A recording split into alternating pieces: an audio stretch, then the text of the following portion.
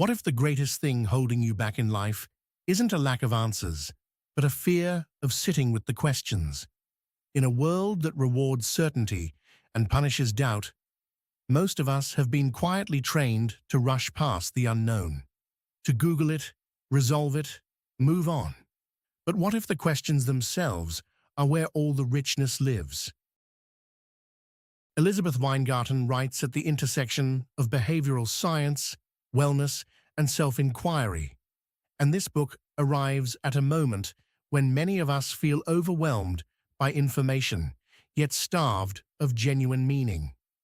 Drawing on psychology, philosophy, and her own personal reckoning, she makes a case that our relationship with uncertainty is one of the most defining and most neglected aspects of being human. This isn't a self-help book that gives you a 5-step plan. It's an invitation to think differently about not knowing.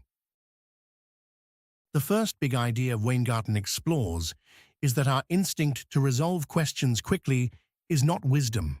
It's anxiety in disguise. We live in a culture that treats ambiguity as a problem to be eliminated, when in reality, some of life's most important territories, love, purpose, identity, can only be navigated by tolerating not knowing.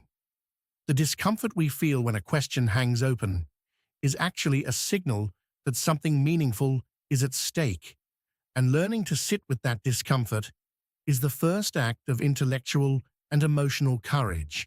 And once we recognize that urge to rush toward answers, we start to see just how much it costs us.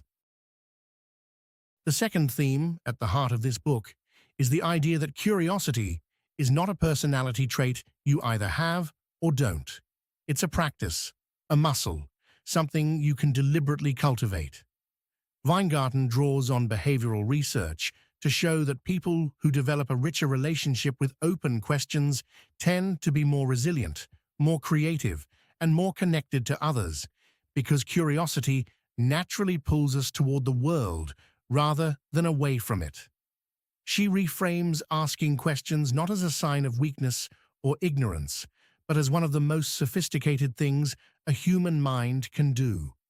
And this shift, from seeing questions as gaps to seeing them as gateways, opens up something even more transformative.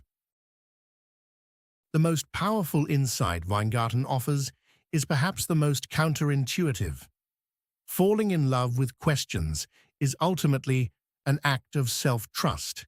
When we demand immediate answers, we are quietly telling ourselves that we cannot handle uncertainty, that we need the world to be resolved before we can move forward. But when we learn to hold a question with genuine curiosity rather than fear, we discover that we are more capable, more resilient, and more alive than we ever believed. This is the quiet revolution the book is pointing toward. Not a life with all the answers, but a life unafraid of the asking.